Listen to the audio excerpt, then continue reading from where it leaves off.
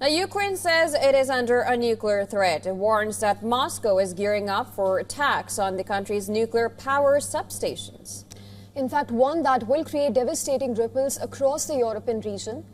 It's President Zelensky who says that Russia's motive is far more dangerous than what appears on the surface. Take a look at our next report.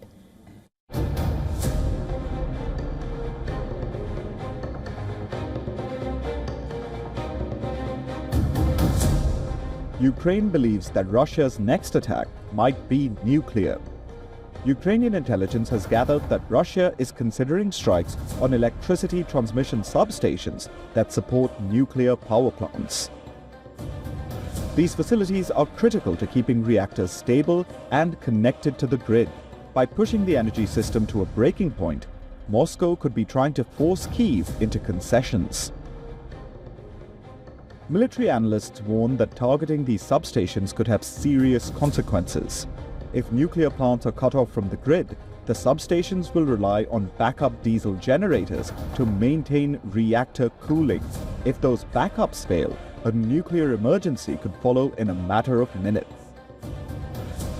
Russia has the capability to carry out such strikes using long-range nuclear-capable Oreshnik missile systems.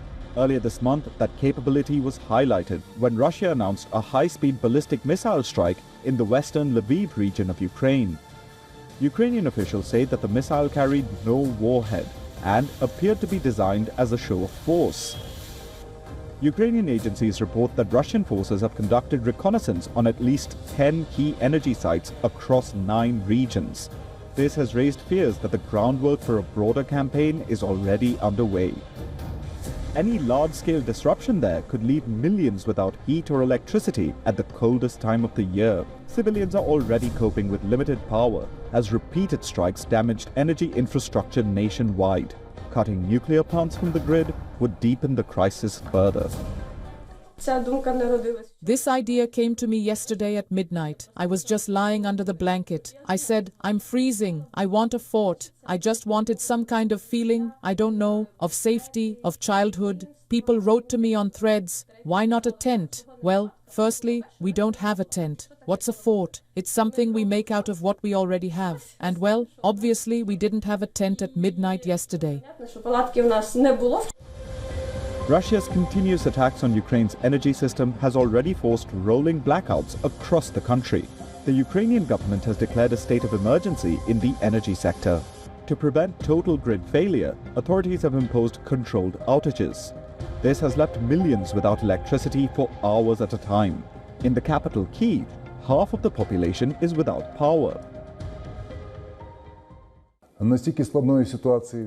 There was no such difficult situation in Kyiv since the beginning of the war, and it's the first time in the history of our city that, in such severe frosts, most of the city was left without heating and with a huge shortage of electricity. There has never been such a challenge and pressure on critical infrastructure, on people who work. Fighting continues along the freezing front lines. Russia claims its forces have taken control of 2 settlements in the Donetsk and Zaporizhzhia regions. Ukraine says it has repelled attacks on multiple fronts. Moscow also reported strikes on more than 160 targets. This includes energy and transport facilities, ammunition depots, drone sites, and troop positions. Ukraine faces a growing challenge. Sub-zero temperatures plunging to minus 17 degrees Celsius, strained power grids, and now the threat of further attacks on critical infrastructure. As the fighting rages on, the question remains, can Ukraine withstand another major blow? Bureau Report, WION. World is One.